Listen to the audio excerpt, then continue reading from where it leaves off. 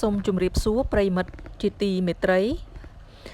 ថ្ងៃនេះសូមនាំអារម្មណ៍ប្រិយមិត្តមកយល់ដឹងតាក់ទងទៅនឹងមុខព្រំមុខ4នៅប្រាសាទបាយ័នឬក៏ប្រាសាទអង្គរធំមានមតិជាច្រើនដែលនិយាយតាក់ទងទៅនឹងព្រះភ័ក្ត្រព្រំមុខ4នៅប្រាសាទបាយ័នអញ្ចឹងវីដេអូនេះនាងខ្ញុំនឹងបង្ហាញជូនប្រិយមិត្តតាក់ទងទៅនឹងមុខរបស់ព្រំមុខ4ដែលស្ថិតនៅក្នុងប្រាសាទបាយ័ននេះប្រាសាទបាយ័នមានឈ្មោះដើមថាជ័យស្រីគិរីត្រូវបានកសាងឡើងក្នុងរាជ្យព្រះបាទជ័យវរ្ម័នទី7សាងសង់ចាប់ពីសតវត្សទី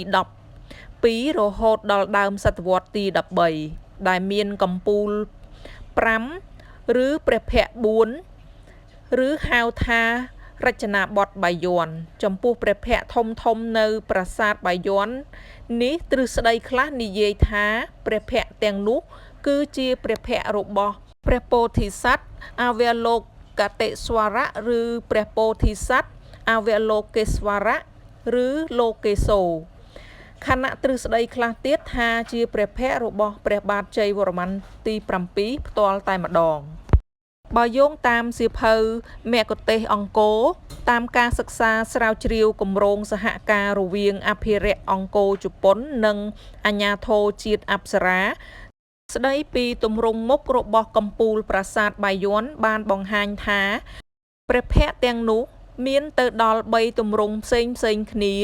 រួមមានទម្រង់ទី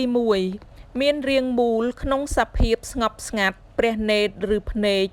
បើកល្មមដូចផ្លែអាល់ម៉ុនមានន័យថាមិនសូវតឹងដែលអ្នកស្រាវជ្រាវចាត់ទុកថាជាព្រះភ័ក្ត្រទេវៈឬ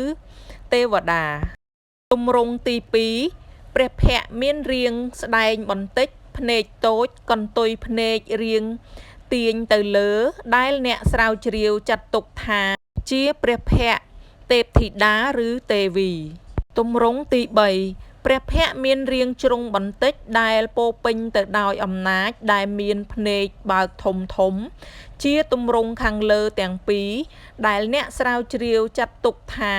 ជាព្រះនេត្ររបស់អសុរាឬអសុរៈឬយក្ស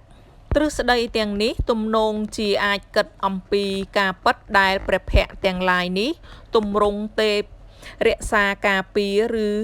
ទេវៈដោយគេជឿថាលោកនៅចាំខ្លមមើលខុសត្រូវលើសាសនានិងកិច្ចការនយោបាយរបស់